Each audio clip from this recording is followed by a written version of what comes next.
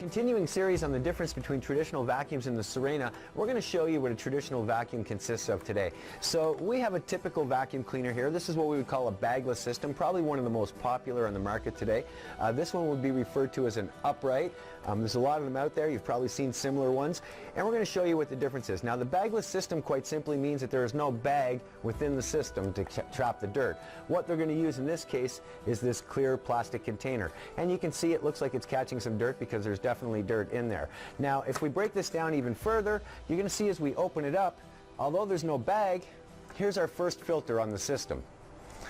Now we can remove this filter and have a look. You can see it's got a sub-filter. You can see from the dirt on it, it's actually bringing in dust. I don't think it's very effectively trapping dirt though. Here's our inner filter, and apparently this one has not been changed in a long time, and you can see the dirt inside the cavern. Now each one of these filters, as they clog, reduce your cleaning efficiency. So all this dirt that you're seeing in this system is actually making the system inefficient. Water never has that problem. So we're going to put the two of these back. Now you could clean all these filters out and think that you're back to 100% cleaning efficiency, but in fact you're not, because most systems, just like this one, are going to have another set of filters, usually designed to protect the motor or the exhaust. So when we open this one up, we can see there is in fact another filter, which they call a HEPA filter here. You can tell by the color of that filter, it is probably pretty much useless at this point. Now you can turn on this machine, get all kinds of suction, but you will not be able to clean. Now I don't know if we can get it on the camera, but if you have a look even closer, you can see the majority of the dirt is sitting underneath this filter. So somehow it's found a way to get around the filter, and it's actually going into the motor cavity. You can probably see the dirt falling down there.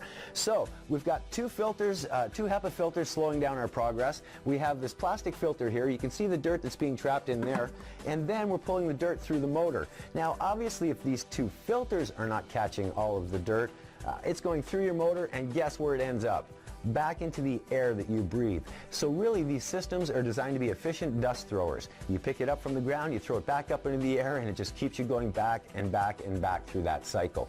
Now if you wanted to clean like the Sirena, you would have to physically change every one of these filters every single time you want it to clean. You would have to wash the entire system out, and then you could come close to the cleaning ability of the Sirena, but you still would not get there, because as soon as you start to clean, the filters begin to clog again.